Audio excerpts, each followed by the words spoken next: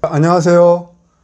지난번 저희 영상에서 볼리비아 대선에 관해서 말씀을 드렸고, 또 그 대선에 한국인 정치현 목사님이 현지 볼리비아 야당인 PDC의 공식 대선 후보로 확정이 되었고, 그의 이력하고 그의 공약에 대해서 제가 지난 영상에서 말씀드렸어요. 그런데 그 대선이 10월 20일 날 실시를 했어요. 그래서 오늘은 그 선거 결과하고 그 선거 결과에 따라서 발생되는 그 이후에 진행될 일하고, 그리고 이 선거 결과에 따른 정치현 후보의 그 앞으로의 행보하고 그의 역량에 대해서 같이 얘기해보는 시간을 갖도록 하겠습니다.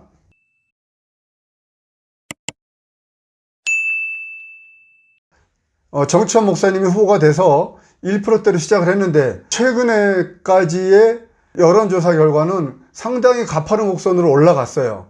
자, 이렇게 보시다시피 그 세 후보, 그러니까 초반에 그 선두를 달렸던 후보들 지지율은 거의 변동이 그렇게 많지가 않았어요. 다만 여러 번의 여론조사가 있었지만 그 가장 눈에 띄는 변화는 3위로 시작했던 오스카 오르티스가 11%대에서 7%대로 하락한 거하고, 그리고 정치현 후보가 1%대에서 거의 6%대로 이렇게 상승한 게 볼리비아 내에서도 상당히 굉장한 이변으로 봤었고, 그리고 대부분의 여론조사에서도 선거가 끝나면은 그 정치현 후보가 3위로 될 것이다 라고 많이 예상을 했었어요.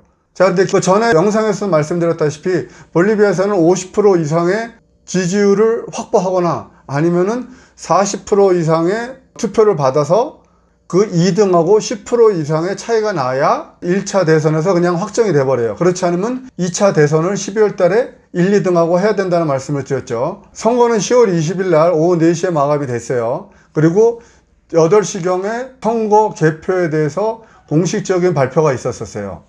자, 그 당시에 선거 발표는 약 한 84% 정도의 개표를 했고, 현 대통령인 에보 모랄레스가 45.7%, 그리고 카를로스 메사가 37.8%. 그래서 그 당시에 한국에서도 기사가 났었죠. 볼리비아 대선에서 1등하고 2등하고 2차 대선을 갈 가능성이 거의 확정적이다라고 기사까지 났어요. 그런 상황인데 갑자기 그 선관위에서 이 선거 개표를 중지했어요. 선관위에서는 이유를 중앙선거관리위하고 그 법원 쪽에서 나오는 정보가 있나 봐요. 그 정보를 처리하는데 동시에 한 번에 할 수 없기 때문에 멈췄다라고 얘기를 하는데, 이 부분에 대해서 지금 문제가 되고 있는 거예요, 지금.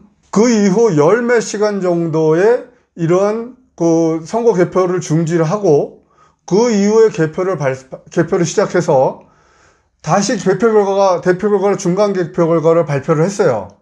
그런데 이 방향이 완전히 바뀌어 버렸죠.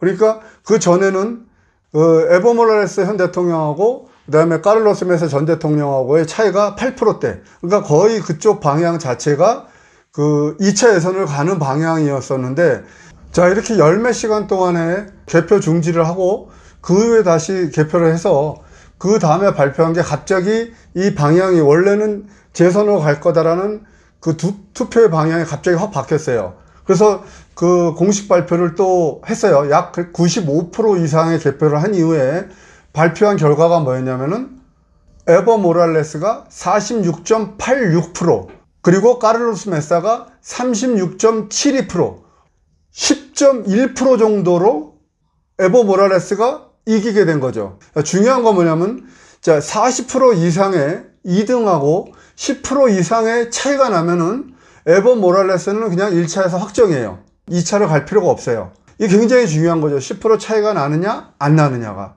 지금 이거는 그 사기다라고 지금 현재 볼리비아 내는 엄청난 긴장 상태에 있고, 이 선관위가 15시간 동안에 뭔가 사기를 쳤다라고 믿는 국민들이 훨씬 많아요.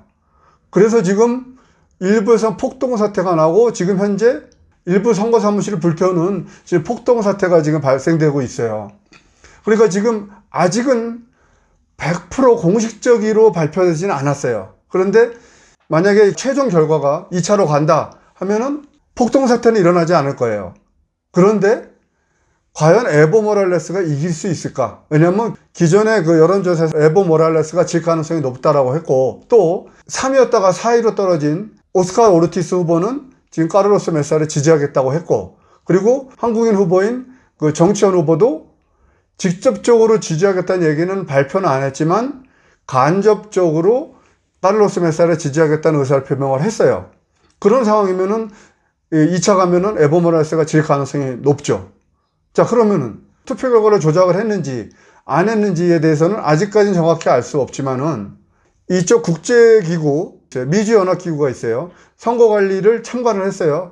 그러니까 뭐 공식적으로 조작이다 아니다 얘기 못했지만은 근데 그쪽에서도 얘기하기를 갑작스럽게 개표를 중지하고 그 이후에 설명할 수 없는 투표 방향이 바뀌었다라고 얘기를 하고 있고, 많은 사람들은 조작이라고 믿고 있고, 그런데 만약에 이거를 1차에서 에보 모랄레스가 이기는 거로 만약에 최종적으로 발표를 한다, 그러면 아마도 칠레처럼 굉장히 시끄러워질 가능성이 높아요.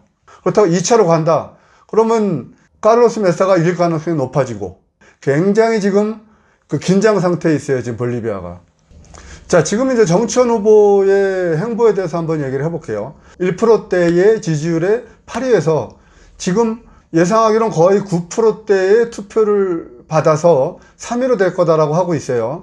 그럼 거의 9배의 지지율 증가를 보여준 거죠. 그리고 볼리비아 내에서도 굉장히 이변으로 보고 있고, 첫 번째 이유는 기존 정치인에 대한 불신이 이렇게 새로운 정치인에 대한 기대감으로 바뀌었기 때문에 이런 많이 쏠렸고, 그리고 두 번째로는 선거 기간 동안에 그 정치현 후보에 대한 개인적인 공격을 많이 했고, 또 흑색 전쟁도 많이 했고, 하지만 정치현 후보에 대한 신뢰를 보여준 거고, 그리고 세 번째로는 또 정치현 후보가 대한민국 사람이라는 거, 대한민국 국적을 아직 가지고 있다는 거에 대해서 이 사람은 외국인이다라는 그 점을 공격을 많이 했어요. 그런데 볼리비아 국민들은 대한민국과 같은 경제적인 성장, 그리고 새로운 정치인에 대한 기대감을 이번 선거를 통해서 표출했다고 볼 수가 있죠. 그래서 앞으로 정치현 후보가 어떤 결정을 할지 모르지만 계속 정치적인 행보를 계속 한다면 차기 대선에서는 상당히 좋은 결과가 나올 거라고 기대를 해보고, 또 당내에서는 상당한 정치적인 역량을 지금 확보했다고 볼 수가 있겠죠. 자, 그리고 이제 그분이 택할 수 있는 두 번째 가능성은 이러한 정치적인 그 본인의 그 행보를 그만두고 기존과 같이 목사로서 아니면 그 의사로서의 그 삶을 그냥 유지해 나가는 거겠죠. 물론 개인적인 결정을 존중해 줘야죠. 자, 그렇지만은 이렇게 대선에 참여해서 국민들에게 이러한 굉장한 지지율을 받았다는 거는 볼리비아 국민들이 이 정치현 후보에게 상당한 신뢰를 보여준 건데, 본인이 신중한 결정을 해야겠죠. 자, 물론 이런 선거를 통해서 모든 흑색 선전하고 뭐 개인적인 공격 이런 걸로 인해서 정치 세계에 대한 신물을 느꼈을 수도 있어요. 그래서 그런 결정을 할 수 있지만 어떤 결정이 되든 간에 이렇게 볼리비아 국민들이 보여준 신뢰와 기대감을 저버리지 않는 행보를 하시기를 기대합니다.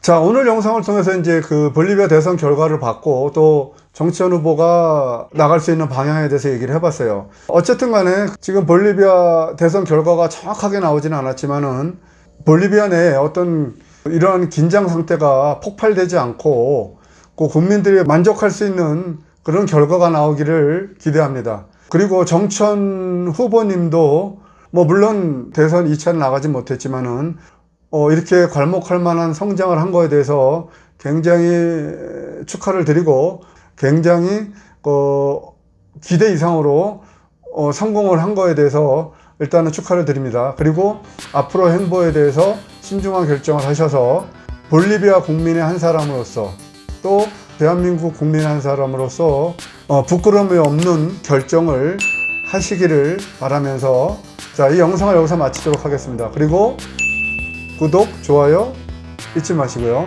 자, 그러면은 안녕히 계십시오.